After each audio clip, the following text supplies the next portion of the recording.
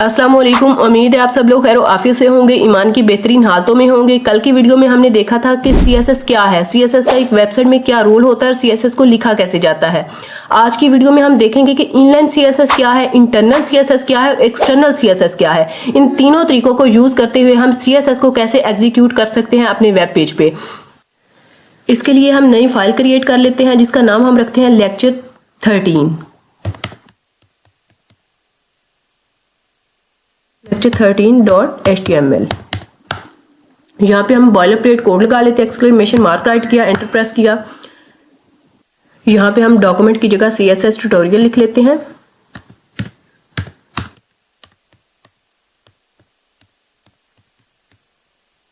यहाँ पे H2 लिख लेते हैं। इसके अंदर दिस इज CSS ट्यूटोरियल।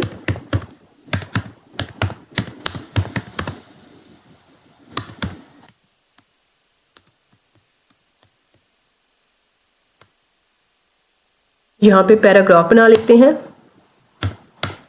इसके अंदर हम थोड़ा सा कंटेंट डाल लेते हैं। लॉरेम 50। इन तीन तरीकों से हम CSS को यूज कर सकते हैं, inline CSS, internal CSS, external CSS। सबसे पहले हम इनलाइन CSS को प्रैक्टिकली करके देखते हैं कि इसको यूज किस जगह पे किया जाता है और कैसे किया जाता है। इनलाइन CSS जो होती है उसको हम HTML फाइल के अंदर टैग्स के अंदर यूज करते हैं। फॉर एग्जांपल ये जो पैराग्राफ है, हमने इसका कलर चेंज करना है तो इसको हम पैराग्राफ के अंदर ही स्टाइल का टैग लगाएंगे। इसको इसके अंदर ही स्टाइल करेंगे, स्टाइल का टैग लगा के फॉर एग्जांपल इसको हमने प्रॉपर्टी देनी है कलर की प्रॉपर्टी देनी है। कलर हमने कौन सा करना है, ब्लू कर देते हैं। कलर हमने इसका किया ब्लू। ये होती है इनलाइन CSS। पैराग्राफ के अंदर ही हमने इसको कलर कर दिया। इसको चेक करते हैं, गो लाइव पे क्लिक करते हैं, क्या इसका कलर चेंज हुआ है। ये देखें, इसका कलर ब्लू हो गया है। इसको हमने प्रॉपर्टी दी और वैल्यू दी ब्लू कलर की। इसी के अंदर हम इसको कई प्रॉपर्टी दे सकते हैं। फॉर एग्जांपल हमने इसका बैकग्राउंड कलर चेंज करना है तो उसके लिए हम करेंगे बैकग्राउंड कलर इसका चेंज कर देंगे। फॉर एग्जांपल ये वाला कलर हम इसको देते हैं, चेक करते हैं, ये देखें इसको बैकग्राउंड कलर मिल गया है। ये होती है इनलाइन CSS। पैराग्राफ के अंदर, HTML फाइल के अंदर, पैराग्राफ के अंदर हम इसको स्टाइल कर रहे हैं।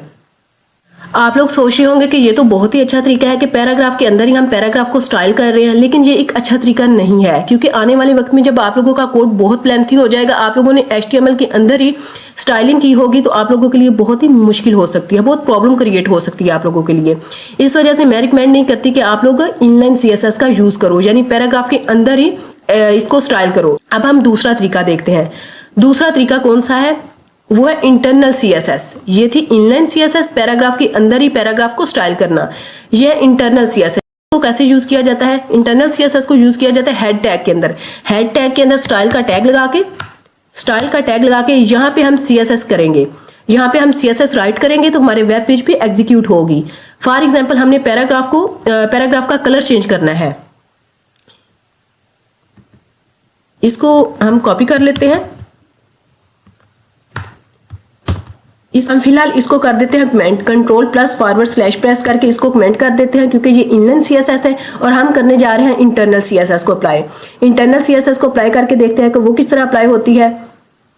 इंटरनल CSS को हेड के टैग के अंदर, स्टाइल के अंदर इंप्लीमेंट करेंगे। हम यहाँ पे करेंगे, ये इस पैराग्राफ का कलर चेंज करेंगे। हम देख लेते हैं कि पैराग्राफ का कलर किस तरह दिखाई दे रहा है। बाय डिफॉल्ट ऐसा दिखाई दे रहा है और इसका कलर चेंज करके हम देखते हैं। यहाँ पे हम सेलेक्ट करते हैं P करली ब्रैकेट, इसके अंदर हम प्रॉपर्टी करते हैं, प्रॉपर्टी देते हैं कलर की।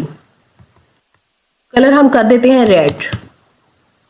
इसको हम देखते हैं कि कैसा दिखाई दे रहा है। ये देखें, इसका कलर रेड हो गया है।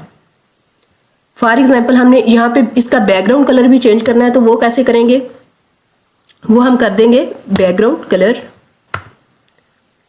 कलर हम कर देते हैं, ये वाला कर देते हैं। ये देखिए इसका बैकग्राउंड कलर चेंज हो गया है। इंटरनल CSS को इस तरह हम अप्लाई कर सकते हैं। स्टाइल के हेड के टैग के अंदर स्टाइल का टैग लगाया, स्टाइल के टैग के अंदर हम CSS राइट करके उसको इंप्लीमेंट कर सकते हैं अपनी वेब पेज के अंदर। इनलाइन सीएसएस को भी इंप्लीमेंट करके देखा, इंटरनल सीएसएस को भी इंप्लीमेंट करके देखा। अब हम करते हैं एक्सटर्नल सीएसएस को। एक्सटर्नल सीएसएस जो है वो बहुत ही बेस्ट मेथड है। एचटीएमएल के अंदर सीएसएस को इंक्लूड करने का सबसे बेस्ट मेथड जो है वो एक्सटर्नल सीएसएस है। हम एक्सटर्नल सीएसएस को इंक्लूड करके देखते हैं एचटीएमएल के अंदर, वो भी मैं आप लोगों को बताती हूँ। उसके लिए हमें एचटीएमएल फाइल के अंदर सीएसएस का लिंक लगाना होगा और सीएसएस की जो फाइल है वो एक नई फाइल क्रिएट करनी होगी। यहाँ पे हम सीएसएस की नई फाइल क्रिएट करते हैं, लेक्चर 13 के नाम से सीएसएस की फाइल बना लेते हैं। डॉट सीएसएस, जैसे हम कोई फाइल बनाते थे तो लेक्चर 11, 12 वगैरह और डॉट एचटीएमएल लिखते थे, इस तरह हम सीएसएस की फाइल बनाने के लिए हम लिखेंगे लेक्चर 13 डॉट सीएसएस। यानी आप पीछे कोई भी नाम लिख सकते हो, डॉट सीएसएस लिखना है। अगर एचटीएमएल की बनानी है तो एचटीएमएल लिखना है, अगर सीएसएस की बनानी है तो सीएसएस लिखनी है, अगर जावास्क्रिप्ट की बनानी है तो डॉट जेएस लिखना है। तो हम बना रहे हैं लेक्चर 13 डॉट सीएसएस।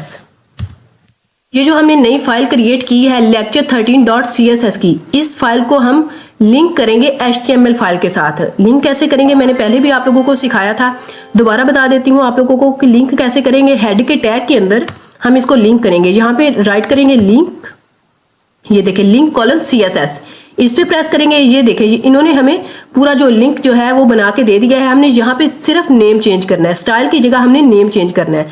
यहाँ पे हम लिखेंगे, इसको करते हैं रिमूव, ये देखें स्लैश प्रेस किया। यहां से हम अपनी सीएसएस की जो फाइल है उसको लिंक कर लेते हैं अपनी एचटीएमएल फाइल के साथ। यहाँ पे हमने जो अभी बनाई है ये देखें लेक्चर 13 डॉट सीएसएस, इसको इस पे क्लिक करके हम इसको पुट कर देते हैं यहाँ पे, और ये हमारी जो फाइल है वो लिंक हो गई है एचटीएमएल फाइल के साथ। ये जो लेक्चर 13 डॉट सीएसएस की फाइल हमने बनाई है जिसमें हमने अभी कोड नहीं किया, अभी हम करते हैं, इसको हमने लिंक किया एचटीएमएल फाइल के साथ कुछ इस तरह। हेड के टैग के अंदर हम इसको लिंक करेंगे, कोड करके देखते हैं कि अब वाकई हमारी जो सीएसएस की फाइल है वो एचटीएमएल फाइल के साथ कनेक्ट हो गई है। हम इसके अंदर कोड करते हैं। फॉर एग्जांपल हम एचटीएमएल की फाइल के अंदर जो H2 बनाई हुई है इसको कलर करके देखते हैं। H2 को कलर करते हैं सीएसएस फाइल के अंदर। यहाँ पे हम H2 लिखते हैं, H2 लिखते हैं, यहाँ पे हम करली ब्रैकेट, इसको हम प्रॉपर्टी देते हैं कलर की, कलर हम कर देते हैं ब्राउन। ब्राउन कलर करके इसको चेक करते हैं क्या वाकई में इसका कलर जो है, ये जो HTML के अंदर H2 है इसका कलर ब्राउन हो गया है। अगर ब्राउन हो गया होगा तो ये जो फाइल है इसके साथ कनेक्ट हो गई होगी CSS की फाइल HTML फाइल के साथ। ये देखें इसका कलर ब्राउन हो गया है क्योंकि हमने जो CSS की फाइल है उसको कनेक्ट कर दिया HTML फाइल के साथ। हमने सेपरेट फाइल बनाई है, CSS की सेपरेट फाइल बना के उसको कनेक्ट किया है HTML फाइल के साथ कुछ इस तरह। ये देखें ये लिंक लगाया है, तो ये देखें लेक्चर 13 डॉट CSS, इसको इस पे क्लिक करके हम इसको पुट कर देते हैं यहाँ पे, और ये हमारी जो फाइल है वो लिंक हो गई है HTML फाइल के साथ। ये जो लेक्चर 13 डॉट CSS की फाइल हमने बनाई है जिसमें हमने अभी कोड नहीं किया, अभी हम करते हैं, इसको हमने लिंक किया HTML फाइल के साथ कुछ इस तरह। हेड के टैग के अंदर हम इसको लिंक करेंगे, इसमें हमने जो भी प्रॉपर्टी डालनी है वो एग्जीक्यूट होगी हमारी वेब पेज पे। ये देखें यहाँ पे हम इसका बैकग्राउंड कलर भी चेंज करके देखते हैं, बैकग्राउंड कलर कर देते हैं ब्लैक।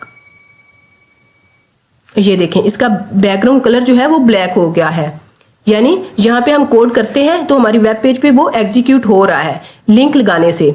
इसको बोलते हैं एक्सटर्नल CSS। एक्सटर्नल CSS होती है HTML की फाइल को अलग बनाया, CSS की फाइल को अलग बना के CSS का जो लिंक है वो HTML फाइल के में पुट कर दिया है। HTML फाइल के अंदर हमने हेड के टैग के अंदर उसको पुट कर दिया है CSS के लिंक को, तो हमारी जो स्टाइलिंग है वो एग्जीक्यूट हो रही है हमारे वेब पेज पे। हमने यहाँ पे तीनों तरीकों से CSS को अप्लाई करके देखा है, इनलाइन CSS को भी, इंटरनल CSS को भी और एक्सटर्नल CSS को भी। इनलाइन CSS जो होती है वो कोई भी टैग हो, फॉर एग्जांपल हेडिंग का टैग है, पैराग्राफ का टैग है, हम उसी टैग के अंदर उसको अप्लाई कर लेते हैं, स्टाइल का टैग लगा के उसको लिख लेते हैं।